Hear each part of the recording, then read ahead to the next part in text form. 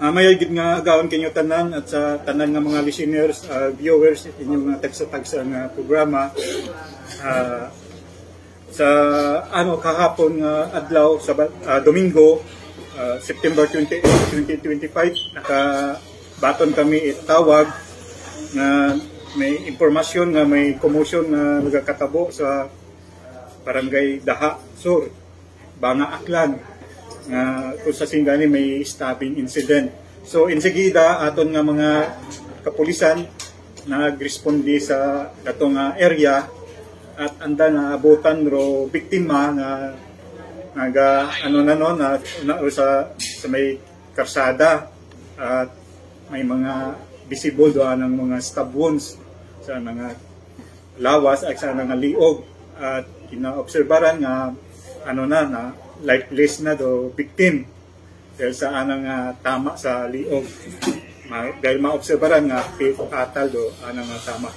Kaya nagkandakit ng investigation do atong mga responding PNP personnel at na-identify do pangalan it victim si Elioni Mirano, 54 years old, taga Daha Sur, Banga Maymawra. Agdo suspect nag-inform nga nag-surrender sa Barangay Kapitan una sa Daha Sur. So identify do suspect si pangalan nga kay Mark Harpic Nalupa, 25 years old. At yan makaroon do ato na suspect at under sa ating police custody. Okay. Ano disposition initially sir sa suspect kung kasuhan ano nga kaso? So sa makaroon gina-process do mga requirements sa pilot kaso bali induna siguro naka-submit naman it request ato ng investigador para mag-conduct post-mortem sa victim nga ito makaroon sa isa ka punerarya sa Kalibo. At kung matapos do pag-process si naga or next day ma-file na natin do kaso. Na-recovered sir ang kutsilyo nga ginagamit it suspect? Sa makaroon ay pa na-recover do kutsilyo doon pa ito nga ginapalo up para ma-retrieve doon yung bleeded weapon. Paano natabo ro pagpamulag sir? Pwede di mo ba disclose kamo ano ginatabo? Accordingly sa ating investigation, may isa ka birthday party ito sa Barangay Daha Sur. So do suspect at victim una man sanda sa sa occasion nga ron.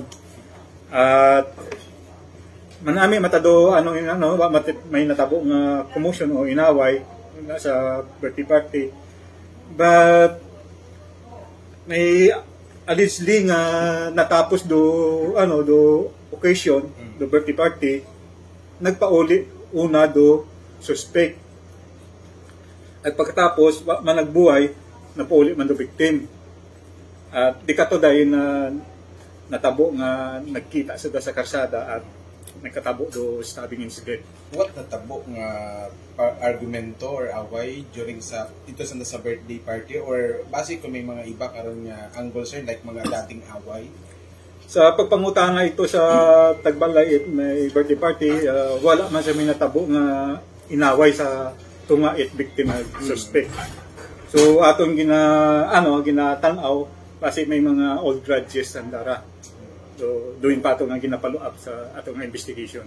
Nakatumod, sir, do suspect kung ano gidroan nga motibo sa paglaslas sa yung victim, sir? Accordingly sa iya nga initial nga ginamba sa atong nga investigador, may may dati siya nga pagdumot o may inanakit sa suspect hindi man nato mamba kung minatuod do yun na alibay lang na naron sa pag-obra nga pagpatay sa atong nga victim. So maliban na lang kung ma-execute mo ng extrajudicial affidavit, so do yun na nato nga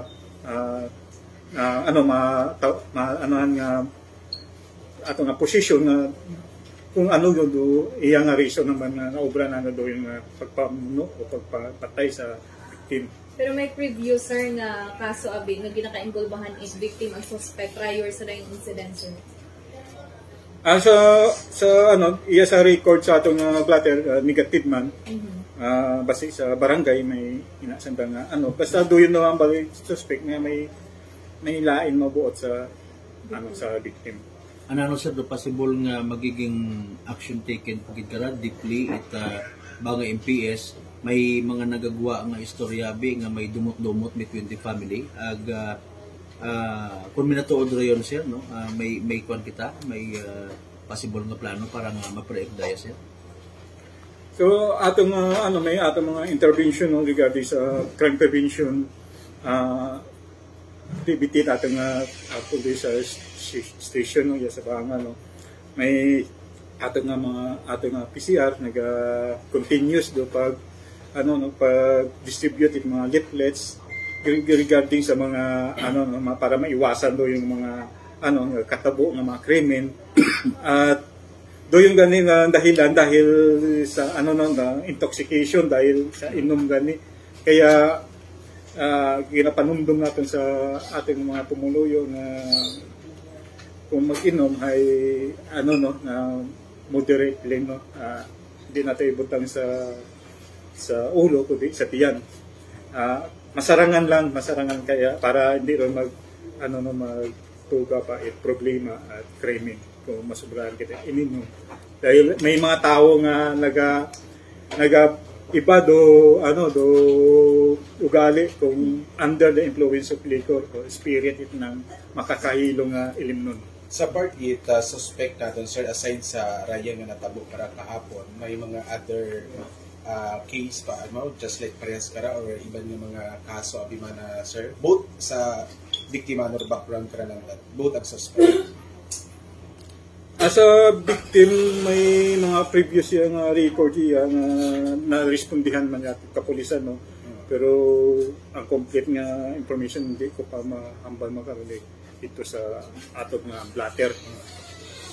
Pero may iyan nga naka-record involving the victim. About the suspect? Sa suspect, negative. Negative.